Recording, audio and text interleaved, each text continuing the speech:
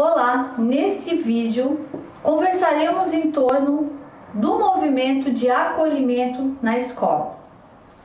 Voltar às aulas nesse movimento, dentro do contexto de pandemia, é algo que nós precisamos pensar com cuidado. Para além dos protocolos sanitários, das medidas sanitárias, de tudo aquilo que o Plancon Edu determina, as nossas ações, precisamos pensar que todos nós estamos vivendo um contexto atípico, onde algumas pessoas estão bastante sensíveis, onde várias pessoas passam por dificuldades, e nós temos aí todo esse contexto desafiador de especificidades pedagógicas que nós falamos anteriormente. Então eu gostaria de colocar o foco agora no movimento de acolhimento. Eu gosto de entender e falar do acolhimento realmente como um movimento, porque para mim dar conta do aprendizado do acolhimento, da ação de acolher dentro da escola, eu preciso em primeiro lugar ter uma disposição afetiva para tal. A disposição afetiva para escutar, para o diálogo, para o silêncio e para a observação. Então, nem todas as pessoas estão disponíveis afetivamente para esse olhar, para esse aumento da capacidade de empatia, por exemplo. Então, eu gostaria que a nossa conversa vai girar em torno desse movimento, um movimento corporal mesmo, um movimento de atitude. E aí eu estou conversando aqui com vocês e eu lembrei de uma coisa que eu aprendi com a Luciana Sereta, a reitora da Universidade do Extremo Sul Catarinense, a Unesc. A Sereta, ela sempre diz aos seus colaboradores, servidores, professores, aos parceiros da Unesc o seguinte: primeiro as pessoas e depois as coisas. E o meu pensamento vem muito ao encontro do que a reitora nos diz, porque mais do que nunca nós precisamos primeiro cuidar das pessoas e depois das coisas. Por quê? Porque são as pessoas que fazem as coisas. Se as pessoas faltarem, as coisas não serão feitas. E muitas vezes nesse sistema capitalista que a gente vive, nesse processo de individualismo que o mundo vem vivendo, nós invertemos esse papel. Primeiro fazer, primeiro as coisas, para depois as pessoas. Então eu acho que o que a Sereta nos coloca, faço aqui a referência à fala dela, essa frase é dela, tá? Porque eu acho que ela ajuda-nos a pensar essa questão do acolhimento, por exemplo, Então, à medida que eu tenho esse cuidado e esse olhar voltado para esse acolhimento do outro, eu vou colocando sempre a pessoa em primeiro lugar. E é preciso fazer isso nesse momento tão delicado, onde alguns dos nossos colegas, dos nossos estudantes, talvez tenham perdido aí entes queridos por conta da Covid-19.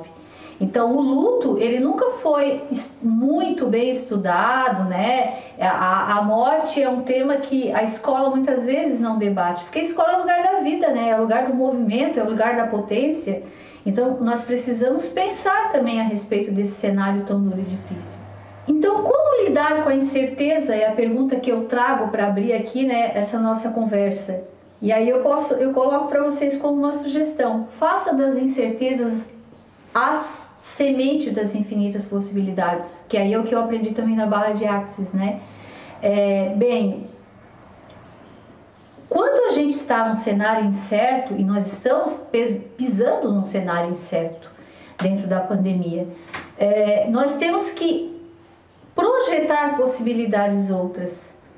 Sempre há uma possibilidade nas entrelinhas, com cuidado e no movimento de acolhimento, nós fazermos e criarmos também outras coisas. Sempre de maneira mais devagar, não naquele ritmo acelerado que nós estávamos antes. Então, o acolhimento, ele tem que levar esse movimento de acolhimento que eu estou falando, que nada mais é do que a recepção, É receber o outro dentro da escola, por exemplo. O acolhimento ele pode acontecer também no ensino remoto, quando eu tenho aquela interatividade, Aquela interação que é mediada pela tecnologia. Que é o que eu estou fazendo aqui com vocês, O que eu estou fazendo? Eu estou através da tecnologia interagindo com vocês e ao tempo todo a minha intenção é de acolhê-los, Então, esse movimento de acolhimento no presencial, principalmente, mas também em outros modos de interação e interatividade, ele só é possível de acontecer quando eu percebo a emoção como fundamental de toda ação. Então, isso contribui para valorizar as construções de laços afetivos qualificados nas relações pessoais. Porque o que é a emoção? Eu gosto muito do conceito trazido por Humberto Maturana, que faleceu semana passada. Ele faleceu esta semana, agora há poucos dias. Humberto Maturana, ele foi um biólogo chileno, onde ele tem várias contribuições para a educação.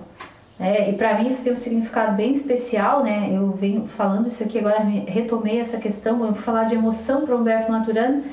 Me remeteu assim, primeira vez que eu pisei no mestrado em educação na Universidade Federal de Santa Catarina, eu entrei como aluna, como a gente chamava antes, né, aluna especial, aluna de disciplina isolada. E aí, a disciplina que eu entrei em 2007, como aluna, como disciplina isolada da Ana Maria Borges de Souza, era Contribuições de Humberto Maturana para o Conhecimento da Criança.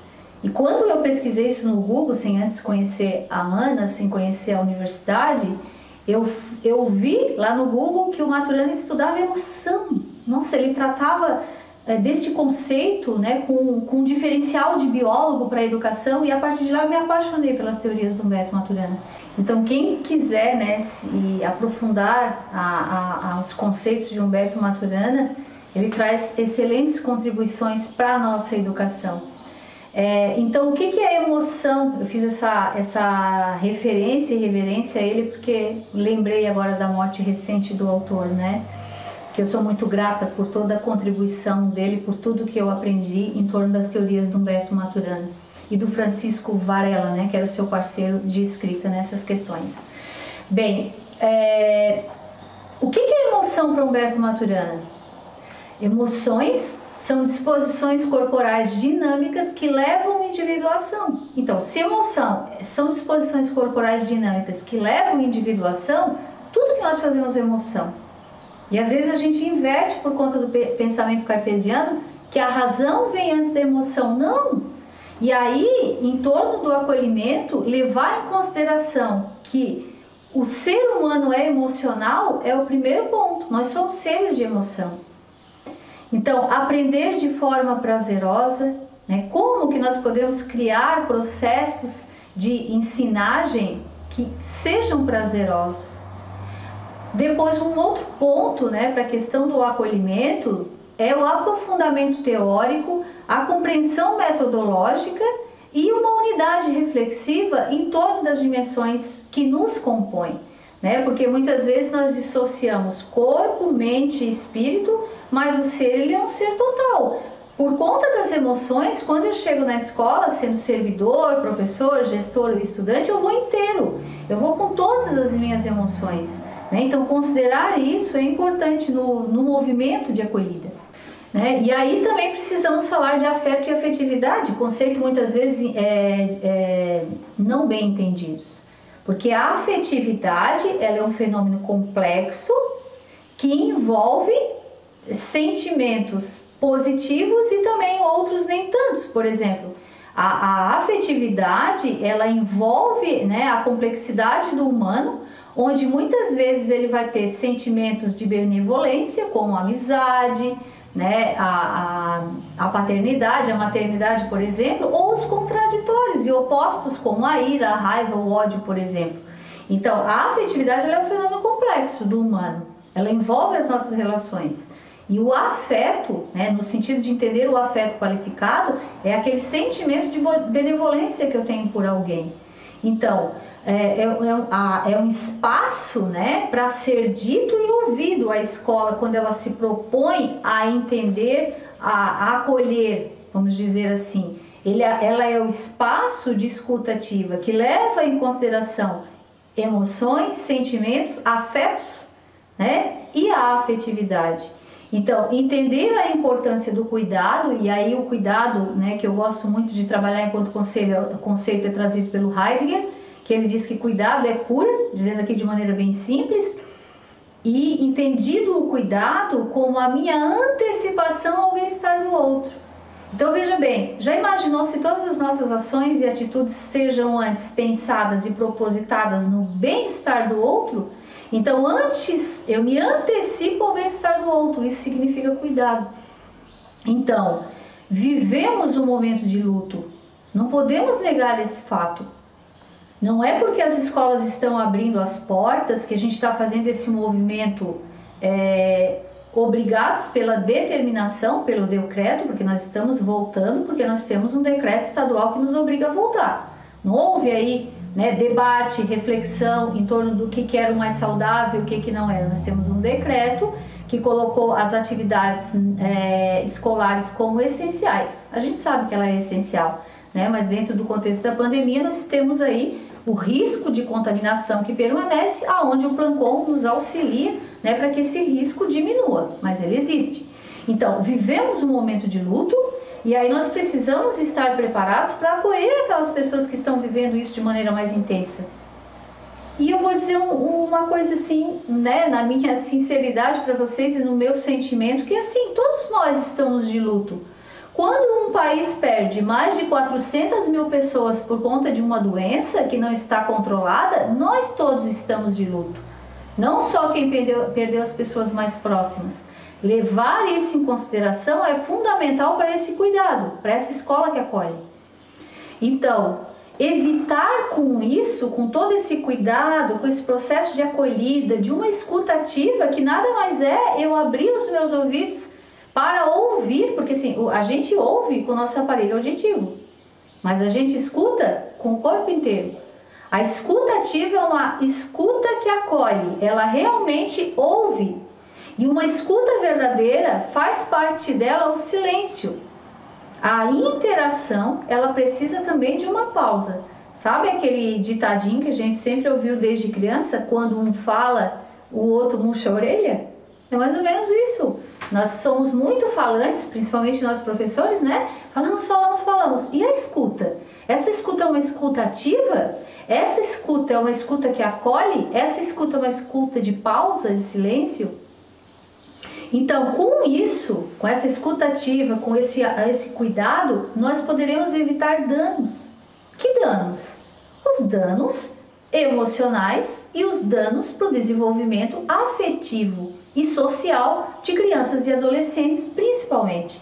Quando eu falo de acolhimento, eu não estou falando do acolhimento somente para os estudantes, mas nós precisamos acolher e ter esse movimento de acolhida aos nossos estudantes, aos nossos gestores que estão sobrecarregados, aos nossos docentes que estão também com muitas tarefas, aos servidores, a todas as pessoas que chegam à escola, as famílias, Então, e lembrar que acolhimento não é evento festivo.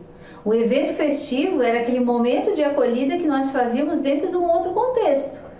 O momento festivo não cabe a essa acolhida que eu estou falando. É uma acolhida no sentido de sentir o outro, do desenvolvimento da empatia e de que a gente tenha toda essa escuta e disposição para acolher o outro com todas as suas necessidades. Então, significa, mais do que qualquer outra coisa, uma nova postura, inclusive envolve a postura corporal, porque a nossa atitude, ela vem também acompanhada de um movimento corporal. E aquele que acolhe, ele tem no seu corpo essa abertura para o outro.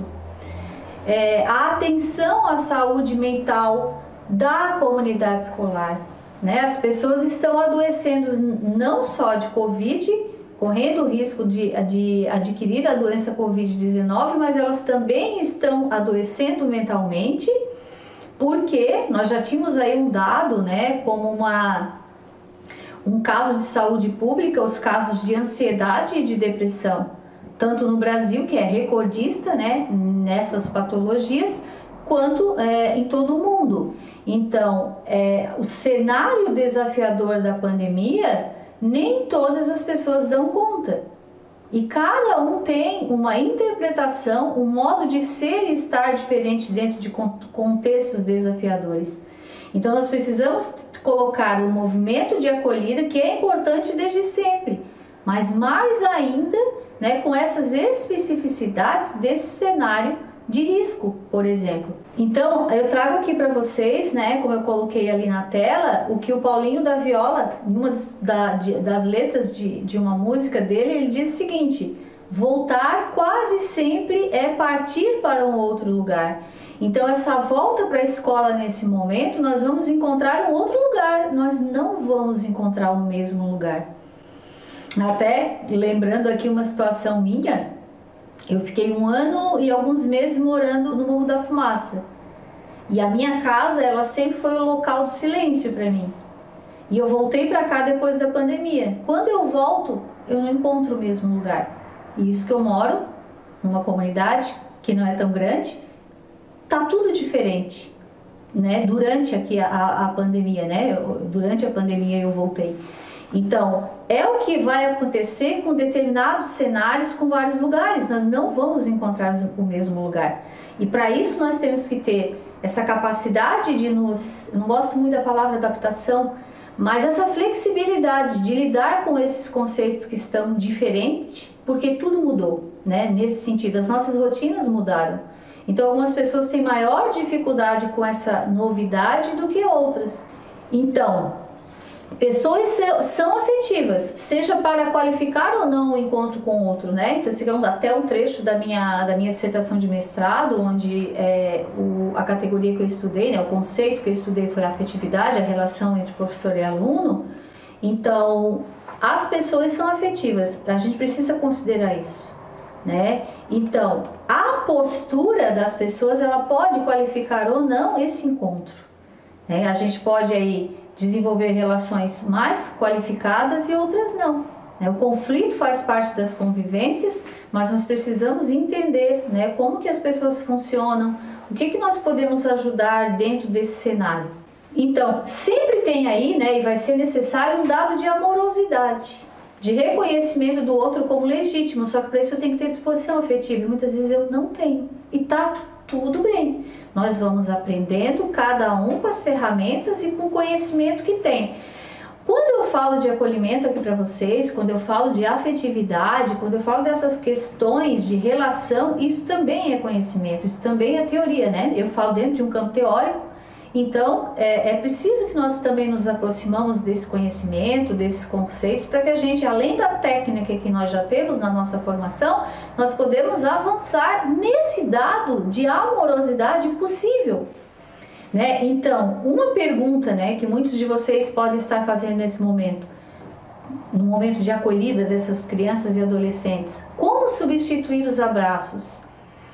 O retorno da escola sempre foi um momento festivo, um lugar dos abraços, do toque e do contato corporal. Então, esse reencontro que vai acontecer agora e que vem acontecendo, ele vai trazer regras sanitárias, né, medidas severas, medidas sérias, né, de cuidado no sentido de não nos contaminarmos com o vírus. Essas regras, elas precisam ser passadas pelas crianças e adolescentes com leveza, para que a gente não assuste as pessoas, né? Então, usar de estratégias, de dinâmicas que ensinem esses estudantes, mas sempre com leveza. E também, né, falar de sentimentos, acolher os sentimentos, criar dinâmicas onde as crianças possam falar e dizer aquilo que estão sentindo. Não só as crianças, como também ouvir, né, os nossos colegas, as pessoas que estão à nossa volta, né? Escutar as crianças é fundamental nesse momento. Então eu digo, escutem as crianças. E uma sugestão aqui que eu estava falando, né, sobre os abraços, como substituir os abraços, é o namastê. Aqui é um exemplo, tá? Namastê, né? Aquele gesto que a gente aprendeu com os indianos, né? Quem é do yoga, assim como eu tenho aproximação, né, também com yoga, com a meditação, isso é muito comum. Eu faço isso com bastante frequência. Então, contar essa história, né? Por que os indianos, né, o acolhimento, o cumprimento é o namastê? Para quem não sabe, o namastê significa: o Deus que habita em mim saúda o Deus que habita em você. Então, é hora também, né, de outro olhar, né, de olhar para o quê? Olhar para o holístico, né? Olhar para uma formação integral que considera o ser humano com tudo aquilo que compõe, corpo, mente e espírito. Então, assim, o holístico, né, para mim, ele está na hora que a gente olhe sem medo, né? Muitas vezes a academia não fala muito aí do holístico, as teorias da educação nem sempre se aproximam dessa questão holística, mas eu acho que o momento é esse. Por quê? Porque nós precisamos reinventar esses encontros dentro desse contexto. Trazer leveza para esse cenário e considerar cada um e cada uma nas suas diferenças. Levar em consideração as diversidades. Quem se aproxima aí de teorias como Nova Era, por exemplo, consegue entender um pouco melhor que realmente nós estamos vivendo uma transformação planetária da própria natureza, do próprio sistema. Muitas estruturas estão desabando, outras novas precisam ser criadas. É um movimento cíclico, assim como a própria pandemia. Não é a primeira pandemia que nós estamos vivendo e não será a última. Então, a cada pandemia, a sociedade se transforma. E aí, nós que estamos na educação, somos pessoas que temos capacidade e precisamos pensar novos modos de ser e estar nessa sociedade. E aí, eu não consigo imaginar essa criação desse momento sem leveza, sem cuidado, sem acolhimento. Porque se nós não tivermos esse movimento de cuidado, nós estaremos contribuindo para o enrijecimento de uma sociedade que já está dura, cansada, enrijecida, individualista. Então, trazer questões que estão esquecidas, que são do humano, é fundamental. Então, o cuidado como pressuposto da gestão, que eu não vou poder desenvolver aqui esse tema, mas é um campo epistemológico, é uma metodologia também de ensino, são possibilidades para que a gente possa desenvolver uma outra docência. Então, só passando aqui rapidinho para vocês entenderem um pouco o que eu estou falando quando eu falo do cuidado como pressuposto de uma gestão, e quando eu falo gestão também estou falando de docência, né? Vocês me entendem. Então, primeiro, cuidar de si. É impossível, Foucault já falava isso para nós, né, que o cuidado do outro, ele vem a partir do cuidado de si. Então, primeiro eu tenho que cuidar de mim para depois cuidar do outro. Quando a gente está no avião, né, o que é dito lá para nós? Quando caírem máscaras, né, primeiro a gente coloca na gente primeiro. Primeiro eu, depois o outro. Porque se eu não sou capaz de ter a minha respiração, como que eu vou cuidar do outro? Então, primeiro o meu autocuidado, depois o cuidado do outro. E muitas vezes nós esquecemos disso, por conta dos nossos afazeres. O silêncio e a escuta, como eu já falei um pouquinho antes, né? Silêncio e escuta, os dois caminham juntos. Qual é a ética que orienta nossas relações no cotidiano? Qual é a estética que escrevemos nesse cotidiano? Então, assim, toda ética, ela pressupõe uma estética, como já dizia Michel Maffesoli. Então, o que eu quero dizer com isso? A ética, explicada aqui de maneira bem comum, né, e simples, simplificada, a ética é a minha antecipação, ou seja, é a minha preocupação com as minhas ações em relação ao outro. Isso é ética, de maneira simplória, obviamente, né? Então, assim, quando eu me preocupo e sei que a minha ação não é neutra, porque não existe neutralidade nas coisas, não existe neutralidade das ações e não existe neutralidade da presença. Toda presença afeta o outro. Quando eu falo aqui para vocês, eu estou afetando vocês de alguma forma, positivamente ou negativamente. Quando eu estou na presença de outro, esse outro também me afeta com tudo que ele traz, de energia, de sutileza, de gestos, de palavras, né?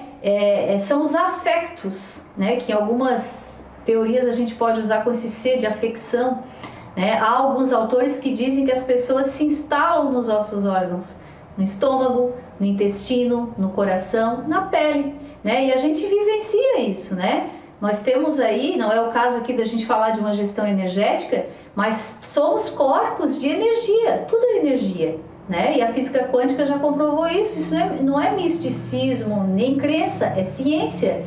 Nós temos um campo energético que ele vai, né, de maneira, como é que eu vou dizer, ao redor assim, né, no nosso campo aqui de medida, ele vai a 1,5 metro à minha frente, atrás de mim, do outro lado e do outro lado, acima e abaixo, 1,5 metro é onde eu distribuo a minha energia. Então, em contato com de circunferência, era essa palavra que eu queria dizer, 1,5 metro, né, de distanciamento assim, né, de circunferência, nós temos o nosso campo energético, que quando ele encontra o outro, né, esse campo energético entra em conflito ou ele entra em alinhamento. Bem, isso é questão de gestão energética, mas eu preciso dizer disso para poder dizer para vocês que nada é neutro. Se nada é neutro e eu sou uma pessoa que pretendo colocar uma ética nas minhas ações, que é a minha preocupação com aquilo que eu faço em relação ao outro, o que eu vou afetar, o que eu não vou afetar, qual é a estética desse cotidiano? A estética no sentido de que Mafessoli fala do sentido em comum, né? Então, as ações, elas vão afetar as pessoas, tudo aquilo, né, que a gente faz. Que estética é essa? Essa minha ética é uma ética do cuidado?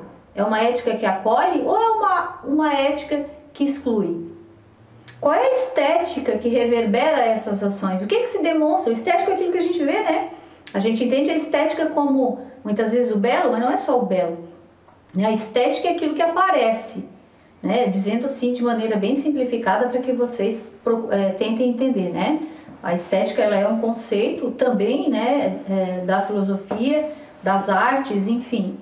Mas o que eu estou querendo dizer aqui, nesse sentido da estética como sentido em comum, como nós agimos diante da dor do outro, né? O que escutar nos exige? E aí, entender a vida como sagrada. Essas pontuações que eu estou fazendo aqui da questão do cuidado, enquanto pressuposto da gestão, elas nos levam aos primeiros passos para uma ética do cuidado. Então, pensar essas questões aqui é o primeiro passo para que a gente realmente saiba o que a gente está fazendo quando a gente diz que está acolhendo de fato, né? Que movimento de acolhida é esse? E aí, nos perguntarmos, como estamos nos sentindo? Nesse momento, algumas pessoas estão, como mostra ali a figura, né? Nós temos aí uma mulher que está de braços abertos, com uma abertura para o novo, sentindo leveza, e uma outra que está usando máscara, tapando os ouvidos e com uma postura assim um pouco mais não, de preocupação ou de desespero. Então, assim,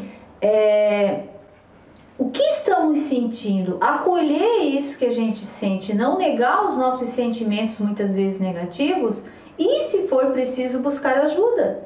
Buscar ajuda conversando com os outros, buscando apoio com os nossos pais, né, com os nossos colegas ou então os especialistas. A psicologia está aí para nós ajudarmos, as terapias também, porque nós precisamos cuidar desse sentir. Né? O que me move na direção... O que te move na direção que você caminha? É o medo ou é o amor?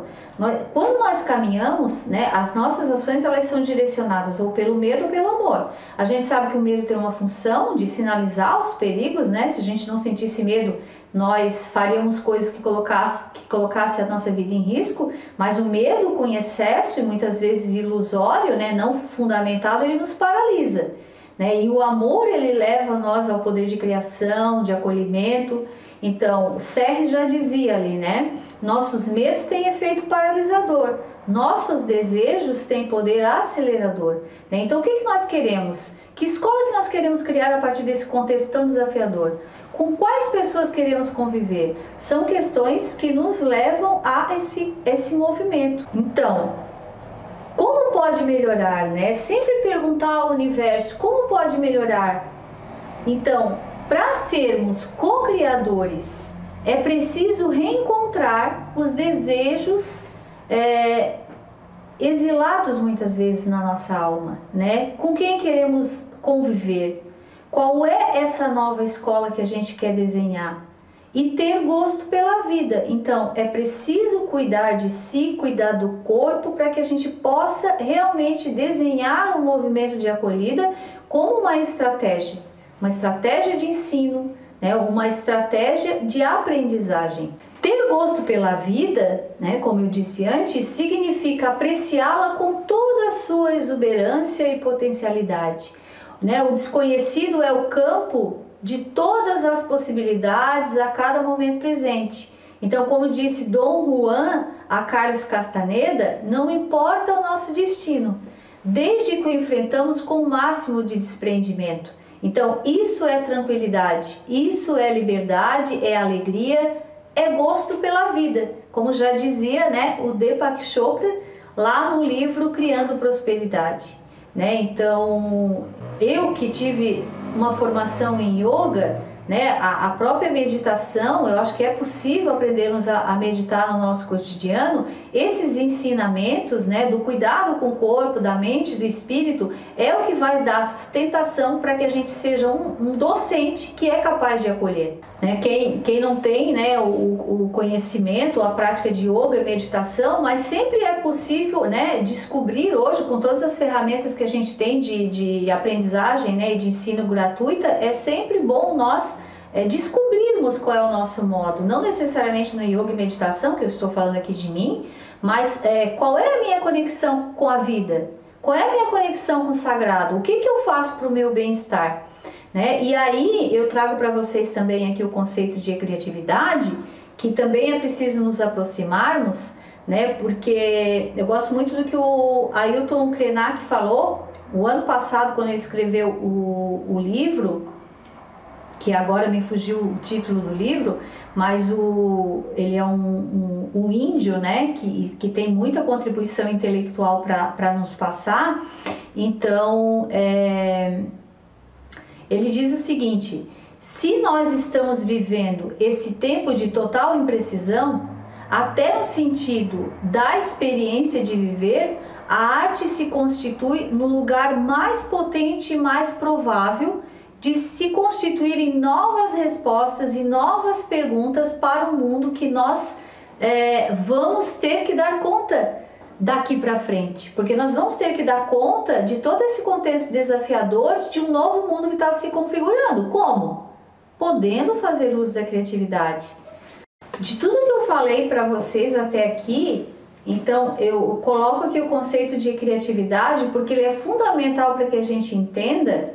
E aí eu gosto muito do que o Rolando Toro fala sobre essa capacidade humana, que ele diz o seguinte: a criatividade é o impulso de inovação existencial, ser criatura e criador ao mesmo tempo, criar-se a si mesmo, com a coragem de enfrentar situações novas e ser criativo em cada ato artístico, científico, é a permissão para expressar-se, também entendida como a extensão do processo de vida. Então, a criatividade entendida como uma capacidade inata do humano, atrofiada por a nossa cultura, principalmente materialista, capitalista, individualista, mas ela está aqui, em cada um de nós está essa potência inata do ser, né, da criação.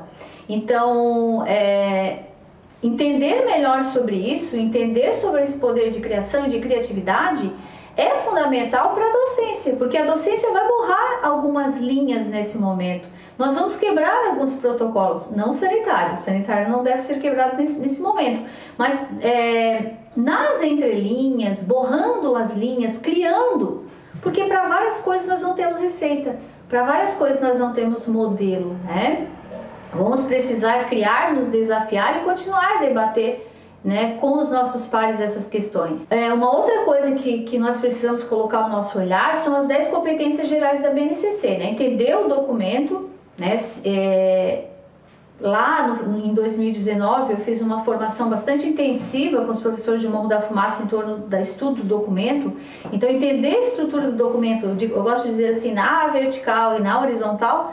Na vertical seriam as 10 competências gerais, que é a estrutura, é a espinha dorsal da BNCC, né? Conhecer sobre as 10 competências gerais da BNCC, e na vertical, e na horizontal o percurso formativo. Né? Entender o percurso formativo dos 0 aos 17 anos, que é a educação básica, né? Lá desde do berçário até o final do ensino médio, que percurso é esse? O que a base nos diz, né? Então, e colocar, já que eu estou falando aqui, né, de acolhimento, colocar também o foco das 10 competências da BNCC e a intersecção com as competências socioemocionais, né? As competências socioemocionais, elas estão lá, né? Aqui vocês estão vendo as primeiras competências gerais.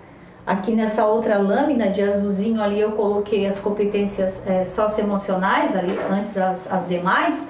Então, trabalho e projeto de vida, que eu gosto mais, e se eu pudesse teria, né, se eu estivesse junto à escrita do BNCC, colocaria como uma proposta trabalho e propósito de vida, que é diferente, né, de projeto de vida, mas estão conectados, né? O meu propósito precisa estar conectado ao meu projeto de vida. Autocuidado e autoconhecimento, empatia e cooperação. Veja que nós temos aí competências socioemocionais importantes para trabalhar com os nossos estudantes, mas se eu sou um docente que eu não tenho desenvolvida e que eu não tenho clareza sobre essas capacidades, como que eu vou trabalhar o socioemocional, né? E aí também lembrar que não existe uma parada, uma matéria para trabalhar a competência socioemocional. Ela vem transversalizada às habilidades que nós vamos trabalhar com os nossos estudantes. E tudo isso, né, passa por uma questão de saúde, não só uma questão de saúde de prevenção ao contágio da doença Covid-19, mas a Organização Mundial de Saúde, ela define saúde como um estado de completo bem-estar físico, mental e social, e não apenas a ausência de doenças, né? E a Organização Mundial de Saúde, ela vem estudando a questão da espiritualidade enquanto um constituinte do conceito multidimensional de saúde. Então, atualmente, o bem-estar espiritual, ele vem sendo considerado como uma dimensão do estado de saúde, juntamente com as dimensões corporais, psíquicas e sociais. E por que eu estou falando disso, né? Porque tudo se trata de uma questão de saúde, né? Dentro dessas concepções que eu trago aqui para vocês. Então, para que a gente mantenha essa saúde, não apenas de não contágio do vírus dentro das nossas possibilidades e com as medidas sanitárias, né? Que a gente desenvolva um fazer pedagógico no sentido do acolhimento, né? Onde a gente resgate a nossa conexão com a vida e a conexão consigo mesmo. Como a Maria Borges de Souza já falava, a Ana Baiana, né, despertar a capacidade de conexão com a vida implica restituir a conexão consigo mesmo, com os semelhantes e com as coisas da vida. Por que eu digo isso? Para não endurecermos, para que a gente faça esse fazer pedagógico de forma leve, nos capacitando, que é o que nós estamos fazendo aqui, buscando conhecimentos em torno de questões pontuais para o contexto da educação na pandemia, mas que a gente cuide da nossa saúde como ser completo. E aí, tá? Eu deixo com vocês agora as minhas redes sociais, né, tanto do Instagram quanto do meu site, para que vocês possam continuar tendo acesso a outros conteúdos que eu trabalho na formação de professores. O que eu fiz com vocês aqui desde o primeiro vídeo, né, que nós trabalhamos a educação no contexto da pandemia, aspectos pedagógicos e socioemocionais, e agora nós falamos um pouco sobre esse movimento de acolhida, que não acontece só no início do ano, né? No início, agora na acolhida das crianças voltando para a escola, mas o tempo todo, né? De sentir o outro, de desenvolver a empatia, de todos desses pontos que eu coloquei aqui. Não se encerra aqui essa discussão, né? Como eu disse lá inicialmente, tem questões bastante técnicas da docência que nós precisamos avançar e discutir. Me coloco aqui à disposição de cada uma de vocês. Vocês têm minhas redes sociais, vocês podem entrar em contato comigo. E gostaria de aproveitar a oportunidade, já falando de saúde e de bem-estar, para apresentar para vocês o meu curso online, tá? Aqueles que estão dispostos a investirem na sua autoformação e no seu autoconhecimento e autocuidado, eu tenho um curso que se chama Conecte Tempo, que ele está lá na Hotmart, que é a plataforma de vendas mais segura do Brasil, né? Então, O curso Conecte Tempo foi um curso que eu criei agora durante a pandemia, nesse sentido pontual de falar um pouco de saúde, bem-estar e de cuidado e autocuidado para os docentes especialmente, né? Então são para homens e mulheres que querem aprender sobre autocuidado, gestão do tempo, aprender a meditar no nosso cotidiano. E também a Letícia Rocha, que é terapeuta ayurvédica, ela vai estar no 4º módulo do curso falando sobre os 4 pilares da saúde segundo o Ayurveda, que é a alimentação, o sono, o movimento e o silêncio. Então eu deixo aqui o convite para que vocês conheçam melhor o curso Conecte Tempo. Foi um curso criado com bastante cuidado e responsabilidade para auxiliar principalmente os docentes, as pessoas da área da educação, para que nós possamos investir, né, conhecer estratégias de autocuidado, autoconhecimento, organizar nossa rotina, nossa gestão do tempo e também cuidar da nossa saúde e bem-estar. Então, para mim acolher, para nós podermos acolher o outro, precisamos primeiro nos acolher. Então fica aqui o convite, vocês podem acessar o link do curso que está aqui na descrição desse vídeo, ou então acessar pelo meu site silviarochdra.com, ou então no Instagram, no link da bio, vocês podem acessar o Linktree, vocês vão achar ali curso online Conecte Tempo. Aqueles que estiveram comigo até aqui, gratidão, e eu espero encontrar vocês no próximo espaço de formação. Até mais!